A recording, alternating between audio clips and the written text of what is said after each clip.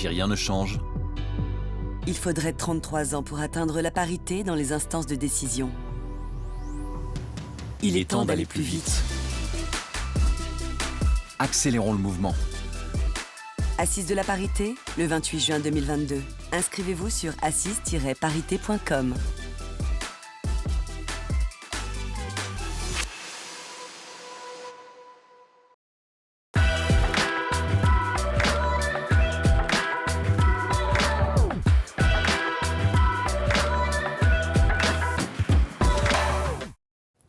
Bonjour à tous, j'espère que vous allez bien et je vous souhaite un bienvenue aux Assises de la parité si vous venez de nous rejoindre à l'instant. Donc, sommes-nous devenus tous des produits que l'on peut ou que l'on doit marketer? Parce que c'est vrai que vous savez, si les sociétés depuis très longtemps avaient des stratégies de marque qui étaient claires, en fait celle-ci devient de plus en plus personnelle et je dirais tend à s'incarner dans la personne du CEO, de l'employé modèle ou même du candidat. Et par quel biais? Les réseaux sociaux. Et oui, toujours les réseaux sociaux. Mais c'est vrai qu'entre syndrome de l'imposteur, environnement professionnel qui peut être ultra contrôlé, et même parfois cyberharcèlement, communiquer n'est pas quelque chose qui est évident, qui est accessible pour tout le monde, peut-être même encore plus lorsqu'on est une femme, on en parlera. Alors, que dire, que faire, à quel prix? Eh bien, c'est les questions qu'on va se poser à l'occasion de cette table ronde. Et donc, j'ai le plaisir de recevoir Marie Ambroux, qui est chasseuse de tête, fondatrice du cabinet Atorus Exécutive, Delphine Bordier, qui est manager de transition en Legal Operations, fondatrice aussi du podcast Tout droit, tout simple, et le commandant David Sanson, qui est, entre autres, responsable de recrutement pour la Marine nationale. Est-ce que C'est exactement ça. C'est exact? Très bien. Bon, déjà, peut-être, comment allez-vous? Très bien, Arthur. Parfait. Parfaitement bien. Parfait. Merci. Eh bien, merci beaucoup. Donc, on va parler aujourd'hui du personal branding, de la marque personnelle, mais peut-être que parmi nos auditeurs, il y en a qui ne savent pas forcément ce que c'est. Est-ce que vous pourriez peut-être rapidement définir ce que c'est que cette notion du personal branding? Oui, alors moi je pense que déjà, c'est une notion qui vient du marketing, tout le monde le sait, mais en français on parle aussi du marketing de soi. Pour moi, le marketing de soi ou le personal branding, c'est vraiment en fait se démarquer et montrer qui on est. Donc c'est se rendre visible. Ça peut être se rendre visible dans une entreprise ou à l'extérieur. Parce que Marie, par exemple, ça va être plutôt les candidats qui vont essayer de se rendre visibles par rapport à un chasseur de tête. Un candidat, ça va être vis-à-vis peut-être de son employeur, ou l'employé-employeur. Donc, à un moment donné de sa carrière, on a tous plus ou moins besoin de se marketer et de faire du personal branding. Et moi, j'ai envie de dire, en fait, le meilleur moyen de prendre sa carrière en main, en fait, c'est de le faire soi-même. Et donc, c'est de faire du marketing de soi. Parce que personne ne le fera à votre place. Ça, c'est un peu le message que je veux faire passer, c'est que personne ne le fera à votre place. Merci. Là, je vais faire du coup une transition toute trouvée avec Marie, parce que du coup, donc, toi, tu es chasseuse de tête, donc tu es parfaitement en fait, au fait des exigences d'entreprise. Est-ce que pour toi, travailler sa marque personnelle, c'est quelque chose qui permet d'accélérer sa carrière entreprise? Est-ce qu'il y a un certain mindset qu'on doit avoir aujourd'hui dans sa carrière? Est-ce qu'il y a des compétences particulières qu'on doit développer? Alors, ce qui est une évidence, c'est qu'en 2022, on ne pilote plus sa carrière comme il y a 10 ans, et même comme avant le Covid. Ce qu'on peut voir comme vraie évolution de fond, c'est qu'on a été dans un temps où on pilotait toujours, on était tout le temps, on avait le même poste au même endroit et on avait le même job, on évoluait au sein d'une même entreprise. Ce qu'on peut voir aujourd'hui, c'est que les cycles de carrière ne sont plus les mêmes, ils sont beaucoup plus courts et les candidats sont amenés à évoluer dans plusieurs entreprises au sein de leur carrière et parfois vont faire plusieurs postes dans une même carrière. Donc la conséquence de cette évolution et de ces cycles qui sont de plus en plus courts emmène les candidats à être beaucoup plus acteurs, comme le disait Delphine, de leur carrière. Et dans un temps auparavant, on pouvait rester entre guillemets chez soi en pantoufles et en se disant « le chasseur de tête va venir vers moi ».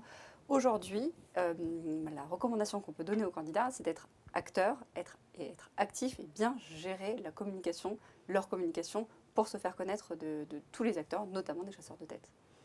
Et c'est quelque chose qui n'est pas forcément inné. Est-ce qu'il y a des compétences particulières à travailler pour ça? Alors, la bonne nouvelle, c'est que, oui, c'est pas naturel, ça ne s'apprend pas à l'école, mais la très très bonne nouvelle, c'est que ça s'apprend. Et déjà, pour les personnes qui nous écoutent aujourd'hui, c'est plutôt bon signe, ça veut dire qu'ils s'intéressent à la question. Et donc, pour moi, la compétence de la communication, savoir communiquer, pour certaines personnes, c'est plus facile, pour d'autres, c'est plus compliqué. Pour les personnes auxquelles c'est plus compliqué, très simplement, ma recommandation, c'est de faire la méthode des petits pas et de commencer à faire des petites communications et progressivement continuer à s'interroger sur comment je peux améliorer ma communication et progressivement, par une méthode de test and learn, faire évoluer sa communication. Super. Et du coup, toi Delphine, tu as créé un podcast. Oui. Tout droit, Tout simple. tout simple, très simplement. Voilà. Et Sur les métiers du droit. exactement, à destination des juristes d'entreprise. Oui. Et est-ce que pour toi, avoir une bonne marque personnelle, c'est quelque chose qui peut aider dans le cadre du développement d'un business? Est-ce que ça t'a aidé peut-être dans le développement, toi, de ton oui, business? moi je suis convaincue que en fait, développer sa marque personnelle, en fait, c'est un enclencheur d'opportunités professionnelles. C'est pas forcément quelque chose qui va vous donner du business tout de suite. Mais d'abord, ça s'acquiert, hein, ça se fait pas, ça se fait sur quand même un peu long terme. Mais surtout, c'est vraiment un créateur d'opportunités. C'est un peu ce que Marie dit, c'est plus vous faites et plus ça crée aussi des opportunités professionnelles. Moi, quand j'ai commencé effectivement le podcast, j'allais chercher des invités, dont Marie d'ailleurs, merci. Et donc, on fait venir des invités, voilà. Mais au fur et à mesure que vous créez votre marque, les gens, ils viennent à vous, en fait. Et donc, les opportunités, elles viennent à vous. Donc, oui, c'est vraiment un enclencheur pour moi d'opportunités professionnelles et c'est assez puissant. Mais ça ne se fait pas, effectivement, en 2 minutes. Il y a des méthodes, il faut trouver les bons canaux de communication, il faut trouver aussi ses mots, son ton. Enfin, voilà, il y a tout un écosystème à apprendre. Moi, j'ai appris aussi à faire tout ça. Enfin, je ne connaissais pas ce monde-là. Donc, voilà, c'est un tout, mais rien n'est insurmontable, hein. Vraiment. Et du coup, pourquoi le podcast pour toi? Alors moi, c'était vraiment un moyen de partager un projet qui me tenait à cœur, c'était de communiquer sur les métiers du droit. J'en ai exercé 2 au départ, donc avocat et juriste, et puis directrice juridique. Et en fait, j'avais envie de partager aux juristes, mais aussi aux étudiants, en fait, tous les métiers du droit qui s'offrent à eux. Et je me suis rendu compte qu'en fait, il n'y avait pas grand-chose. On n'en parlait pas tellement. Enfin, même à la fac, finalement... on parle du métier d'avocat, de magistrat et très peu des autres métiers. Et c'est comme ça que c'est venu. Et je me suis dit, un moyen pour toucher le plus de monde. Alors, au début, j'ai fait ça par des articles. Et puis après, j'ai évolué avec d'autres moyens de communication, dont le podcast. Et du coup, vous, commandant Sanson, donc vous êtes dans l'armée. Dans la Marine nationale, oui. Dans la Marine nationale, tout à fait. Donc un environnement qui est quand même très contrôlé, avec un devoir de réserve pour des questions, me semble assez évidentes, de sécurité nationale. Et c'est vrai qu'en France, je trouve, par rapport aux États-Unis, on n'a pas la culture du super soldat. On n'a pas de Chris Kyle, on n'a pas de Captain America ou Top Gun en ce moment. Est-ce que pour vous, la communication externe de la part des militaires, enfin externe ou interne d'ailleurs, c'est quelque chose qui est possible, qui est souhaitable? Est-ce que ça a intérêt? Mais c'est vrai que je pense aussi, mais on n'est pas dans l'armée, mais je pense à Thomas Pesquet, qui est dans un environnement, lui, pour le coup, qui est aussi institutionnel, étatique, qui communique. Est-ce qu'il y a des liens à faire entre tout ça? Déjà, il y a un devoir de réserve, mais c'est par rapport au fond, finalement, mais il n'y a pas un devoir de réserve sur l'expression, bien au contraire. Le chef d'état-major des armées incite les militaires à s'exprimer de quelque manière que ce soit, d'ailleurs en écrivant des livres, en participant à des articles ou des opérations comme celle-ci. Donc c'est pas du tout interdit, bien au contraire. Après, il est évident que la mise en avant, il faut qu'elle soit prudente et ne pas se faire reconnaître, enfin du moins pas donner ses coordonnées pour des raisons de sécurité, mais au contraire, les militaires ont tout intérêt en fait, à expliquer ce qu'ils font, parce que pour une raison extrêmement simple, c'est qu'ils ne sont pas là pour eux, ils sont au service, ils sont là ils sont au service des Français, au service de la protection des intérêts des Français, et par conséquent, il me semble raisonnable et sain qu'ils en fassent part. Et c'est la raison pour laquelle nous, le personal branding sur mon compte LinkedIn, c'est pas vraiment le mien en fait. Je suis là pour l'institution que je représente. Et c'est ça que j'essaie de mettre en avant, en fait. C'est plutôt intégré à la politique de marketing plutôt que ma propre politique de marketing. Je ne fais pas le personal branding pour moi-même, finalement, même si ça me sert, bien évidemment. Mais ce n'est pas l'objectif numéro 1.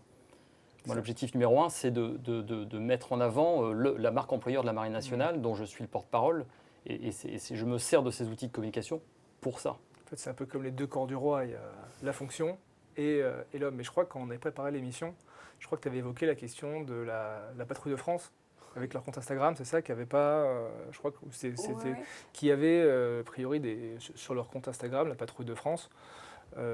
Ils changent, en fait, ils se font tourner les pages, c'est ça ? Comme une marque, ça ne leur appartient pas finalement. Ouais. Effectivement, le Atos Leader, qui est le numéro 1 de la patrouille de France, en fait, il garde son compte pendant l'année dans laquelle il a ce poste-là. Et le jour où il quitte ses fonctions, il le transmet. En même temps que son badge, il le transfère au suivant. Et l'idée, c'est parce que c'est pas, encore une fois, c'est l'image, c'est pas la sienne, c'est celle de la patrouille de France. C'est pas l'homme, mais c'est l'institution. Et du coup, à l'armée, vous avez la marine, excusez-moi, vous avez des formations donc, sur ces techniques de communication Alors, il y a quelques formations spécifiques ou génériques en école qu'on apprend quand on est tout petit et qu'on oublie très vite. Et je pense que la meilleure manière de s'entraîner, c'est de faire. C'est ce que disait Marie. On y va progressivement. On publie un article, on le commente, et puis après, on progresse, on s'intéresse à d'autres choses. Et voilà, et c'est comme ça que ça se fait petit à petit. Ouais. Et de manière un petit peu plus générale, pour vous, comment mettre en place une stratégie de communication qui est efficace, et notamment dans des environnements qui sont très contrôlés. Là, on parlait de la Marine nationale, mais en fait, dans une grosse entreprise ou dans des secteurs qui sont sous tension, ça peut être parfois un petit peu compliqué de communiquer. On peut se dire en tant que salarié, mince, est-ce que j'ai le droit de dire ça, de faire ça, etc.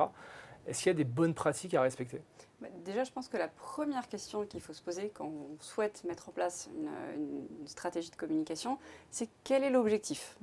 Quel est votre objectif ? Est-ce que c'est vous faire connaître, par exemple, comme on le disait, en tant que personne, ou est-ce que votre objectif, c'est de faire monter la marque de votre entreprise ? Donc déjà, une fois qu'on a défini cet objectif, ensuite on met en place un plan, une stratégie qui sera efficace.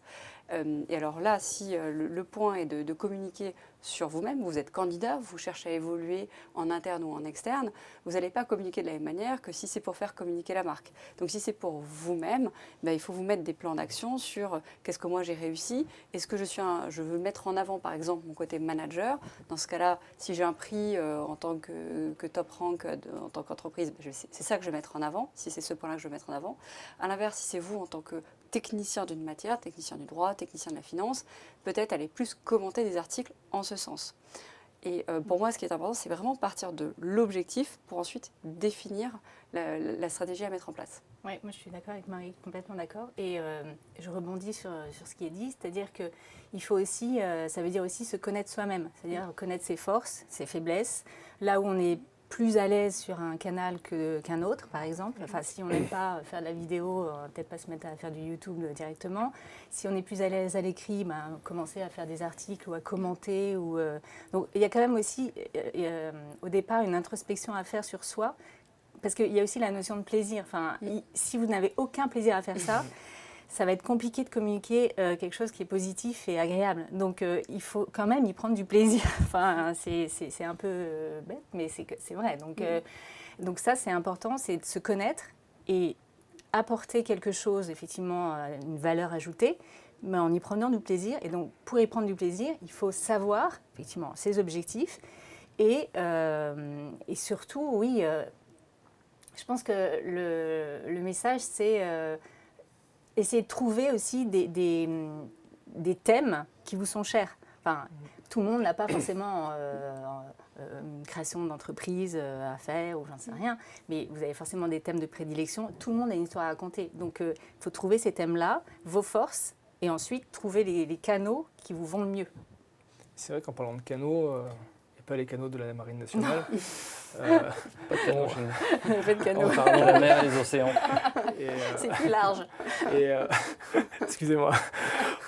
En parlant de canaux, c'est vrai que maintenant il y a le choix. Il y a beaucoup de canaux possibles entre TikTok, Instagram, LinkedIn. Et c'est pas du tout comment la même chose. ou YouTube, comment on arbitre le choix ? pour moi, c'est encore une fois c'est votre stratégie. Si on revient sur le début du film, c'est qu'est-ce que je veux faire et à qui est ma cible, à qui je m'adresse. Si effectivement vous adressez à une population plus junior, plus jeune, ce sera plutôt des TikTok, d'Instagram. Ne me regarde pas comme ça, je sais ce que c'est. Si c'est des plus seniors, ce sera plus évidemment des LinkedIn, des canaux plus traditionnels. Et encore une fois, c'est vraiment partir de l'objectif, de la cible et aussi du ton que vous voulez adapter en fonction du message que vous voulez faire passer. Sur un message plus institutionnel, évidemment, on ne communiquera pas de la manière que si c'est plus pour un loisir. Après, c'est difficile aussi d'être partout. Hein. Enfin, moi, je sais que j'avais créé une chaîne YouTube. C'était pas forcément le canal qui me plaisait le plus. J'ai essayé, j'ai fait des petites infographies. Et voilà, aujourd'hui, je garde le podcast sur YouTube, mais je fais pas plus que ça. Donc, on peut aussi adapter sa stratégie si on voit vraiment que... Mais par contre, ce qu'on ne peut pas adapter, c'est son message. Enfin, il faut être clair au début. Donc, voilà. Et du coup, c'est exactement pareil, en fait. Lorsqu'on fait de la communication, je parle bien pour l'institution et pas pour soi-même. Pour l'institution, il faut revenir au point de départ. Qu'est-ce qu'on veut dire et pourquoi surtout. Et nous, on est quand même une institution un peu cadrée, donc il faut aussi avoir une légitimité pour le faire. N'importe qui ne peut pas faire n'importe quoi et se revendiquer porte-parole de la Marine nationale. Donc c'est la limite, en fait, elle est là.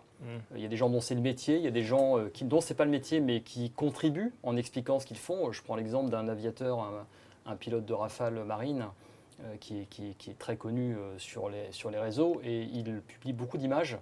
Et il n'est pas institutionnel pour le coup, il n'est pas communicant de la Marine, mais il publie tellement d'images, il raconte tellement d'histoires magnifiques qu'en fait, indirectement, il travaille aussi pour la Marine nationale, dans l'explication de nos missions. Donc voilà, je pense qu'il ne faut jamais perdre de vue effectivement quel est l'objectif à atteindre, parce que c'est un moyen qui répond à une stratégie, donc ça ne doit pas être fait au petit bonheur à la chance, ni comme on a envie, ni parce qu'on a une affinité particulière pour un réseau social, ça ne veut pas dire qu'il est utile pour l'entreprise ou l'organisme. Donc il faut bien réfléchir à la stratégie, se rapprocher aussi des professionnels de l'organisme pour voir si on n'est pas dans les ayants droit, on va dire. Si on participe à cette communication, pourquoi pas, mais il faut vraiment que ce soit bien pensé et pour que l'effet produit serve la cause. Si c'est pour faire un effet produit qui soit désastreux, ça ne sert pas la cause. Surtout en ce qui concerne l'État. Et maintenant, du coup, cette question plus personnelle, on va revenir sur vos parcours, parce que c'est vrai que votre point commun, en fait, c'est que vous avez tous plus ou moins vécu des reconversions professionnelles. Tu as été avocate, directrice juridique, tu as été avocate aussi. Toi, vous, à l'armée, vous avez eu l'occasion de faire, enfin à la marine, excusez-moi, vous avez eu l'occasion d'évoluer dans vos fonctions. Et est-ce qu'il y a une communication particulière à adopter pour switcher de projet? Parce que c'est vrai qu'on est identifié en fait comme étant sachant de telle expertise, de tel domaine d'activité. Et donc forcément, lorsqu'on a une volonté de reconversion, il y a beaucoup de gens qui sont dans cette démarche en ce moment, il faut se remarketer, entre guillemets. Et est-ce qu'il y a une bonne manière en fait, de capitaliser sur ces compétences acquises dans le cadre d'un nouveau projet? Et je pense que cette question peut être aussi intéressante pour le commandant Sanson, parce que c'est vrai qu'il y a beaucoup de militaires, de marins, qui se réorientent après leur passage au sein de la marine. Oui, alors c'est mon cas en fait, parce que là je suis le porte-parole de la marque employeur depuis 3 ans. Donc là je suis bien rodé, j'ai tout mon réseau en place. Et le 1er septembre, je change de fonction. Donc mon successeur, lui, il va falloir qu'il endosse le rôle, et dont celui-ci, de porte-parole de la marque employeur de la Marine nationale. Et ne l'étant plus, moi personnellement, évidemment, mon profil LinkedIn, il va évoluer. Donc déjà, je vais indiquer que je change de fonction, et même d'environnement de travail complet. Mais pour autant, je ne disparais pas. Je reste un marin qui expliquera à nouveau ce que fait la marine, toujours avec l'idée de ce qu'elle fait, qu'elle est au service des Français. Donc en fait, le fond ne change pas, mais pour mon cas personnel, oui, ça change énormément, compte tenu des fonctions. Et pour les marins qui veulent partir dans le privé, oui. Parce que je crois que j'ai cru comprendre qu'il y a beaucoup de formations à la Marine nationale. Est-ce que vous pouvez un petit peu m'expliquer ça? Est-ce que vous préparez des reconversions éventuelles sur certaines compétences? Alors, en fait, la reconversion pour les marins, elle se prépare dès le départ, pour 2 raisons. La première, c'est qu'on est formé lorsqu'on rentre dans la marine, on commence par une école. 100% des marins sont formés dès qu'ils arrivent dans la marine. Et après, ils sont formés tout au long de la carrière. Donc, on ne rentre dans la marine que quand on est jeune. Donc, on ne peut pas rentrer, si je cherche un commandant de sous-marin, je ne le trouverai pas à Pôle emploi, par exemple. Donc, on est les seuls à être capables de générer ces compétences. Et par conséquent, pour générer des compétences, il faut former les gens. Donc, en fait, nous sommes des formateurs de marins tout au long de leur carrière. Et ce qui fait qu'à la fois en changeant de métier ou d'affectation très régulièrement, si on ajoute à cela les formations, eh bien, au bout de 15 ans, 20 ans ou plus de vie professionnelle de marin, et vous êtes super employable, c'est très clair. Et les marins le savent d'ailleurs. Alors après, ceux qui se plaisent dans la marine et restent dans la marine, ce qui est mon cas, mais je pourrais très bien décider de partir et faire valoir tout ce que j'ai fait. Ça, c'est tout à fait envisageable et c'est même une force. Très bien. Et du coup, Delphine, est-ce que tu veux compléter par rapport à la reconversion ? Oui, alors moi, c'était plus un repositionnement. Alors, effectivement, j'ai créé un podcast, moi, quand j'ai eu des intermissions de management transition. Donc, j'en ai profité pour me former, en fait.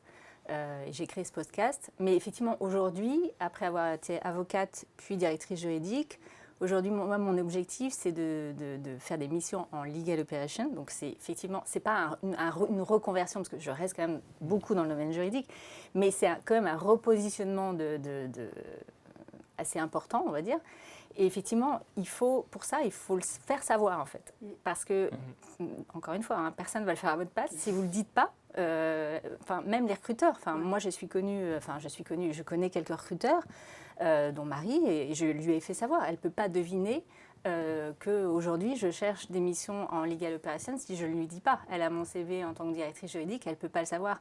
Donc, et effectivement, pour ça, je vais me servir du marketing, entre guillemets, parce que je vais pouvoir, je ne sais pas, écrire des articles sur ce sujet, être interrogée, aller au débat du cercle, et puis hop, il y a une petite interview qui se passe et expliquer ce métier qui est nouveau, qui est émergent. Donc tout ça, c'est une communication qui est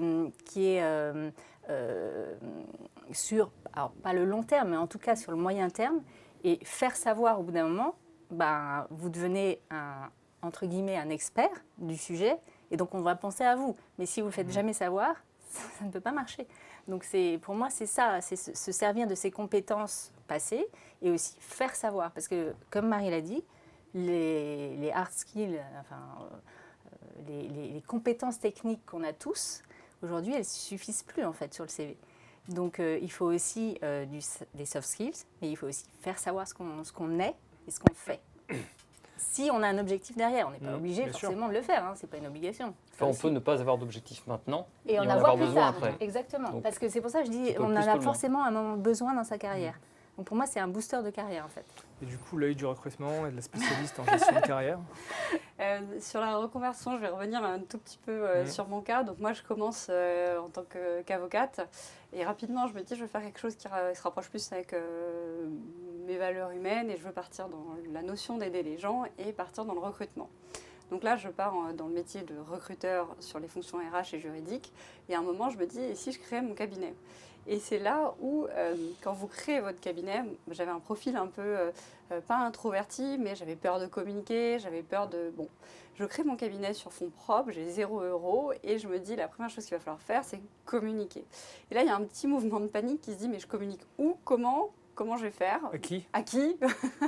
Et quoi ? Et quoi ? Voilà, qu'est-ce qu'on me dit ? Qu'est-ce qu'on dit à ces gens ? Qui, quoi, comment ? Voilà, je vais me coucher.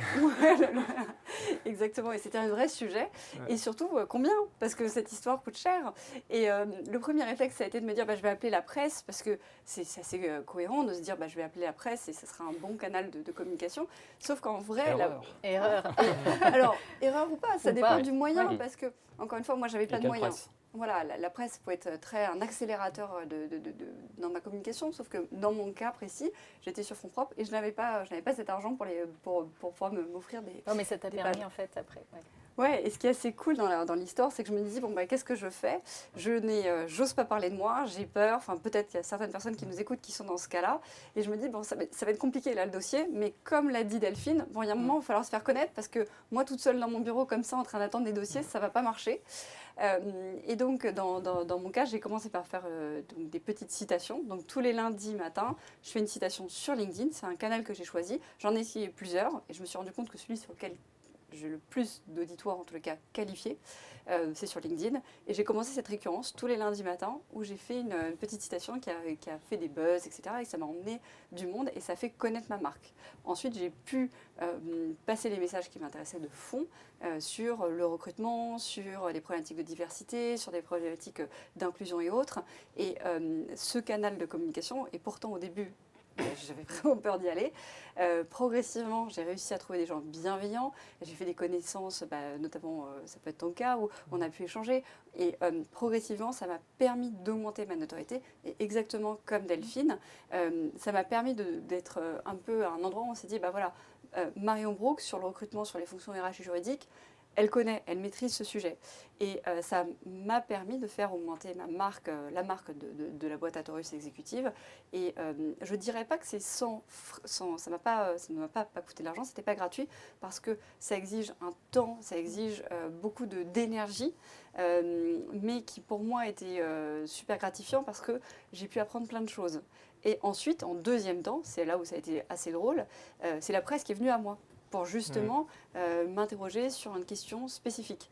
Mais l'un ne va pas sans l'autre. En tout cas, ce qui a été intéressant, c'est que ça a été en multicanal et ça s'est fait progressivement.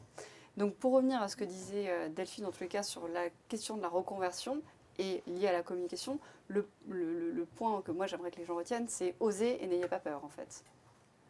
Mais c'est vrai qu'on peut avoir un petit syndrome de l'imposteur quand on veut se Oui. reconvertir, parce que tu as mais il y été a pendant différents- 5, 6, 10 ans Mm. dans un domaine. Oui, Tu c'était veux mon faire cas. quelque chose qui est complètement différent. Enfin, pas complètement. Oui, Quand c'est après, complètement différent, oui. effectivement, c'est un peu compliqué. mais hein. comment tu te dis, tiens, allez, je veux imprégner ma nouvelle marque sur tel domaine. Mais après, moi, je pense aussi que, il faut encore une fois se connaître. J'insiste là-dessus, et puis savoir où communiquer.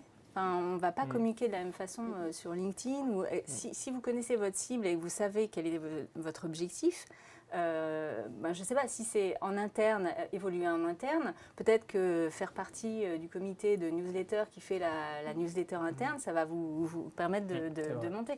Ce n'est pas du tout le même objectif que si vous cherchez un boulot dans un domaine très différent. Donc ça, il faut vraiment l'identifier clairement. Moi, je pense que c'est vraiment la clé, en fait. C'est vraiment ça. Le point que tu évoquais est intéressant sur la partie évoluer en interne. Peut-être que, Marie, tu peux apporter un éclairage dessus, parce que c'est vrai que dans une entreprise, y a pas que forcément, ça. par la force des choses, on peut avoir envie de gravir les échelons, peut-être plus vite que d'autres. Est-ce que la communication externe peut aider à gravir les étapes en interne? Si oui, comment? Alors, je vais vous donner un exemple que je donne souvent. Quand vous prenez un joueur de foot, PSG, OM, qui vous voulez, quand il marque un but, qu'est-ce qu'il fait? Le type, il prend son t-shirt, hop, il le passe au-dessus de sa tête et il fait le tour du terrain. Ouais. Ok, ça c'est une mode de communication quand même. Nous, en entreprise, c'est un peu plus compliqué de faire ça. Pourquoi pas? Pourquoi pas? Pourquoi pas? Mais ce qui est intéressant, c'est on a un stade de l'évolution de l'entreprise où savoir faire, c'est très bien. Le faire savoir, c'est aussi très important. Alors, à chacun de trouver son mode de communication. Je ne dis pas à tous les juristes et à tous les DRH qui nous écoutent de mettre leur t-shirt sur la tête et de courir dans les open space. Ce n'est pas là le débat. Mais c'est plus de se dire comment je fais pour faire connaître mes réussites. Et ça, c'est important de le faire savoir, parce qu'au moment où les gens me disent souvent « mais moi, comment je fais pour négocier ma rémunération, mon augmentation de rémunération à la fin de l'année ?» Eh bien, ce n'est pas le jour de la réunion que ça se négocie. Ça se négocie bien en amont, ça se négocie tout au long de l'année, ça se prépare en fait, même ça ne se négocie pas, ça se prépare, où tout au long de l'année, on va faire passer des messages, en disant « voilà, au début de l'année, vous m'avez fixé tel et tel objectif, ok, ça, je l'ai mis en place, ça, je l'ai mis en place. » Je le fais et je le fais savoir également. En fait, c'est peut-être à toi d'être maître de tes KPIs. Exactement. Bah, Comme le ça. disait Delphine, il faut être maître de son jeu et pas avoir peur de le dire, mais encore de manière stratégique et intelligente. Mais c'est important de le faire, parce qu'il y a un syndrome, tu parlais de l'imposteur. Moi, il y a un syndrome que j'ai appris dans ma carrière, et peut-être certaines femmes vont s'y retrouver, c'est ce que j'appelle le syndrome de la libellule. il y a des gens qui... Oui, alors attends, tu vas voir. Il y a des gens, en tout cas, moi, ça a été mon cas. Je pensais que quand j'allais réussir un truc et que j'allais un peu briller comme une libellule et que tout le monde allait le voir, tu vois, genre tout le monde allait dire « Ah, Marie, elle a réussi ». Et en fait, ça marche pas du tout. Ça, c'est un truc de fille qui se... C'est un leurre, bien sûr. Et en fait, ça ne marche pas. En fait, non, mais je suis complètement en accord avec Marie. Et en fait, beaucoup de personnes se disent « Si je réussis, ça va se voir ». En fait, non, parce que pour beaucoup, si tu réussis, c'est juste que tu as été aux objectifs, c'est bien. Maintenant, ce qui est intéressant, c'est de dire j'ai été aux objectifs, mais voilà, peut-être que là, j'ai surperformé. Et le faire savoir, c'est là où c'est important. En fait, c'est à vous de prendre en main aussi votre carrière et de se dire, il faut lui donner, votre travail, effectivement, il faut lui donner la résonance et la visibilité qu'il mérite. Mais encore, encore faut-il... et je ne dis pas que c'est facile. Hein. Moi, je sais que ça a été aussi compliqué et ça se fait... sur le long terme, mais c'est vrai que personne ne le fera pour vous. Donc, Le conseil de mon père, quand j'ai commencé à travailler, c'était 50% faire, 50% faire savoir. Mais c'était un conseil d'un vieux de la vieille. et c'est vrai qu'en parlant du coup de cette partie syndrome de l'imposteur, c'est vrai que je constate sur les réseaux sociaux, notamment sur LinkedIn, en fait, que les hommes sont parfois plus visibles que les femmes. Ils ont peut-être... En tout cas, il semblerait, moi c'est mon ressenti, qu'ils aient plus de facilité à s'exprimer, à communiquer, à donner leur point de vue, à capitaliser sur des succès, peut-être même parfois à surcapitaliser sur des succès. Et pour vous, en fait, déjà est-ce que vous le constatez et à quoi peut tenir cette différence de comportement? Est-ce que les femmes n'osent pas? Ou est-ce que vous auriez peut-être éventuellement des conseils à donner je pense qu'elles à la osent gente peut-être. féminine? Je ne sais pas s'il y en a moins, mais je pense qu'effectivement, il y a plus, en tout cas, de femmes, je pense, qui ressentent ce syndrome de libellule ou imposteur, je ne sais pas. La luciole. Voilà, la luciole, oui. C'est luciole, pas libellule. Voilà. Luciole, je pense qu'effectivement, C'est pas grave. On a compris l'idée. Le syndrome du pangolin. Mais ça, c'est vrai. Je pense que c'est plutôt des études qui montrent ça. Enfin, après, je pense que... oui, à un moment donné, il faut quand même oser. Mais c'est vrai, moi je le constate quand même, je l'ai constaté en entreprise et même en cabinet, les femmes ont plus tendance à remettre toujours en cause ce qu'elles font et surtout ne pas se mettre en avant quand elles ont porté un projet, par exemple. Alors, je ne parle pas des réseaux sociaux, moi. Je parle même en entreprise. C'est-à-dire qu'elles font un super travail, c'est normal, elles ne vont rien dire. Alors que le collègue à côté, peut-être masculin, va dire, voilà, moi j'ai fait ça. Il va réussir plus à le montrer. Donc forcément, faire savoir, on y revient. Moi, je sais que quand je fais un truc, j'aime le montrer à la terre entière. Voilà, mais c'est pas forcément quelque chose qui est très féminin, je pense. Maintenant, encore une fois, comme dit Marie, la bonne nouvelle, c'est que ça s'apprend aussi. Enfin, moi, je crois beaucoup à la méthode aussi des petits pas. C'est-à-dire qu'on peut commencer très modestement. Mais vraiment, ça peut être même commenter de manière très efficace un article ou voilà, vous commencez comme ça sur LinkedIn, ou ensuite on vous repère parce que vous avez fait une remarque super intéressante. Ça peut vraiment être des petits pas qui sont très bénéfiques. Mais effectivement, à un moment donné, il faut oser. Alors après, moi je suis pas certain que de communiquer et surcommuniquer sur ses exploits, ce soit une bonne idée forcément. Et qu'au contraire, il y a des personnes qui sont plus discrètes sur leurs résultats. Mais après, ça dépend de quel management, dans quel management on est intégré. Et de l'entreprise. Et de l'entreprise. Mais je parle pour la marine, pour le coup, c'est pas parce qu'on a fait un exploit professionnel qu'on a besoin de le faire savoir. Le management et le commandement de la marine, il est là justement pour conduire des missions. Et c'est à lui de reconnaître qui a réalisé un exploit professionnel ou une très belle réussite professionnelle.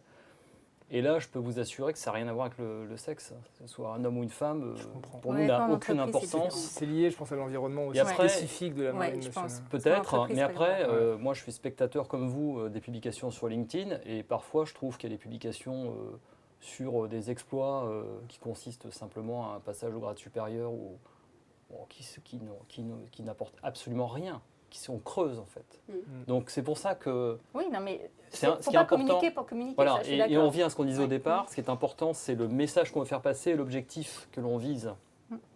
Et bien maîtriser l'effet qu'on va produire. Ce n'est pas toujours bien fait. Je comprends. Et Ouais. c'est ni masculin ni féminin Ouais. pour le coup. Alors après, est-ce qu'il y a une communication différente entre les hommes, les femmes? Il y a aussi une question de génération. Ce que je peux constater à mon petit niveau, et notamment sur la question de la rémunération, je le vois bien, il y a certaines personnes qui ont plus de facilité à communiquer sur la rémunération et certaines, ou notamment les femmes entre 45 et 55 ans, qui ont beaucoup plus de mal à aborder cette question. Mais je vois bien aussi un effet de génération. Les nouvelles générations ne se posent pas c'est du pas tout un la sujet. Ouais, donc il y a ça aussi, je pense, sur les réseaux.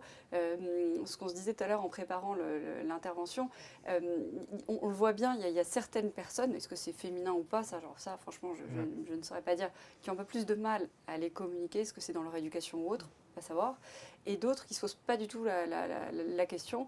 Après, et encore une fois, moi j'insiste aussi sur ce point de quel est l'objectif qu'on veut faire. Il n'y a pas de bonne ou mauvaise communication. Qu'est-ce qu'on veut dire, quel est notre objectif et qui on va atteindre, pardon, c'est ça qui va être important. Si pour une personne, alors là pour le coup il y a certains, par exemple nous dans notre contexte, quand on change de poste, c'est important de le communiquer parce que c'est un marqueur fort chez nous. En tout cas, quelqu'un qui va changer d'entreprise, quelqu'un qui va évoluer de grade, ma recommandation en tant que chasseur de tête, c'est communiquer sur cet élément parce que ça va vous faire évoluer directement de statut.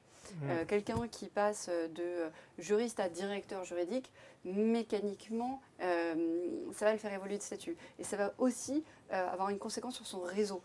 C'est-à-dire qu'un directeur juridique, un DRH, un DG, on ne va pas attendre les mêmes choses qu'une personne en dessous. Sur le fond, je suis d'accord, mais on parlait aussi de la forme que ça prenait. Et on peut très bien le manifester de manière discrète, mais le manifester. Ouais. Et en faire un super article, un super post LinkedIn Et- avec Oui. des couleurs de partout. Enfin, je pense que la forme compte aussi. Oui, la forme. Parce que c'est de la non, communication. je suis d'accord. Ouais, la forme compte. Et du coup, David, vous êtes donc dans la Marine nationale et c'est vrai que c'est un environnement qui est un petit peu stéréotypé, je prends des gros guillemets, masculin. Et, comment vous mettez en valeur des profils féminins de la marine? Déjà, est-ce qu'il y a des profils féminins dans la marine? Est-ce que vous avez des proportions? Et comment vous les mettez en valeur peut-être pour recruter davantage de femmes? Je ne sais pas. Alors, déjà, on parle de l'état des lieux. Il y a un peu plus de 15% de femmes dans la marine. Et le plan stratégique de la Marine nationale, qui s'appelle Mercator Accéléré, vise à augmenter de 50% ce vivier de femmes entre 2019 et 2030. Donc on prend une dizaine d'années pour augmenter, passer de à peu près 5000 femmes à 7500.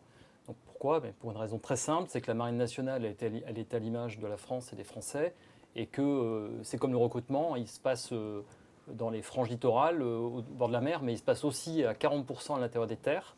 Et le rôle de mon service, c'est justement faire en sorte que la marine de demain, celle que nous recrutons aujourd'hui, elle soit l'image des Français, parce que c'est la marine de tous les Français.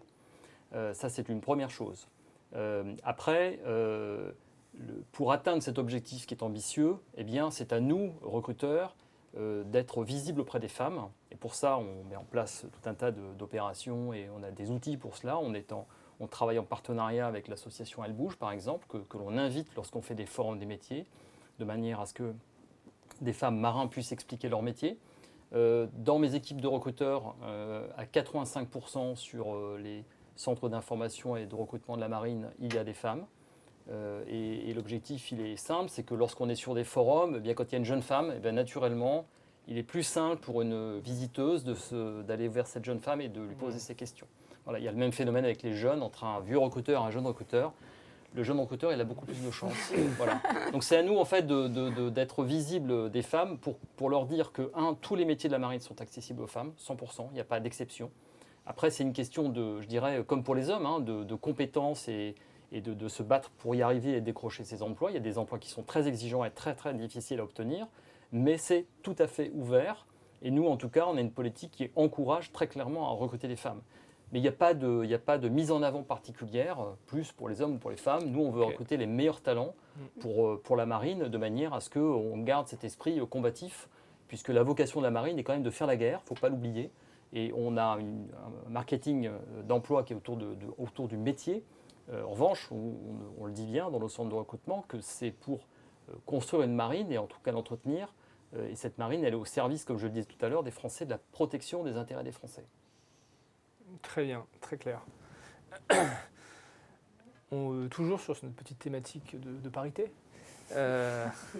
c'est vrai que moi, quand je vais sur LinkedIn, c'est très personnel ce que je veux dire, mais j'ai parfois l'impression que beaucoup de femmes, quand elles communiquent sur les réseaux, elles mettent, pas systématiquement, mais souvent en avant, qu'elles sont des femmes. C'est-à-dire que moi, je suis une femme qui a élevé des enfants et qui fait ci, ça en même temps, etc.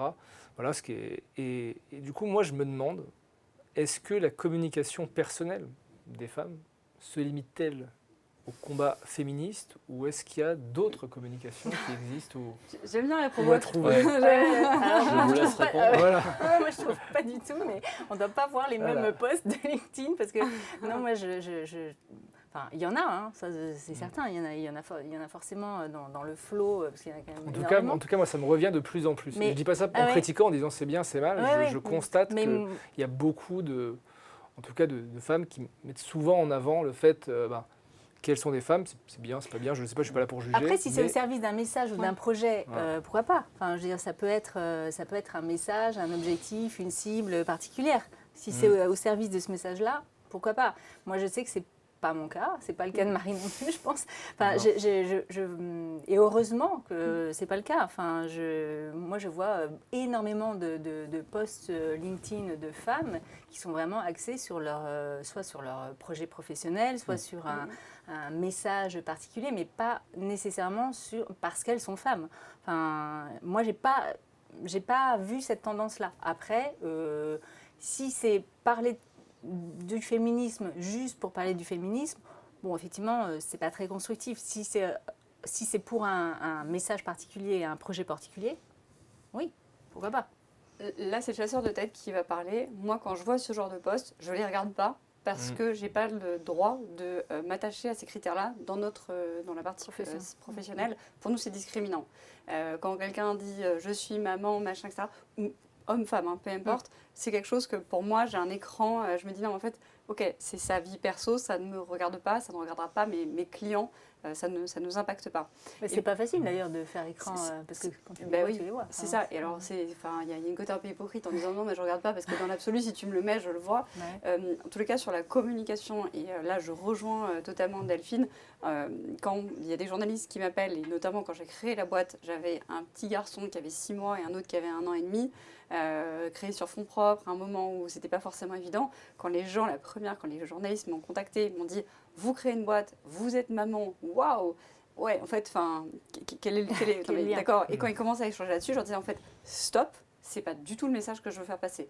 Moi, le message que je veux faire passer, c'est que je suis ultra compétente pour mes clients et mon job, c'est recruter les juristes et les RH. Et c'est ça que je leur disais. Et les journalistes qui non mais je m'en fiche en fait, c'est pas le message que je veux faire passer. Et donc, c'est aussi un choix. La personne, si elle veut communiquer là-dessus, peut-être que pour elle, ça a un sens. En tous les cas, moi, ma recommandation en tant que chasseur de tête, c'est posez-vous l'objectif et si c'est vraiment parler de votre vie perso, bon, pourquoi pas. Est-ce que LinkedIn est l'endroit pour? Moi, je ne suis pas forcément favorable, sauf si ça a un sens. Par exemple, moi, je parle de ma passion pour le cheval. Bon, très bien, ça a un sens. Par exemple, cet été, je fais un concours au profit d'une association qui lutte contre les discriminations pour les personnes en situation de handicap pour les juristes, droit comme H. Bonjour Stéphane. Bon, forcément, je communique sur LinkedIn parce que je me dis, c'est un lien, cette levée de fonds a un lien avec mon métier puisque c'est la lutte contre la discrimination. Donc, c'est là où je peux le rattacher.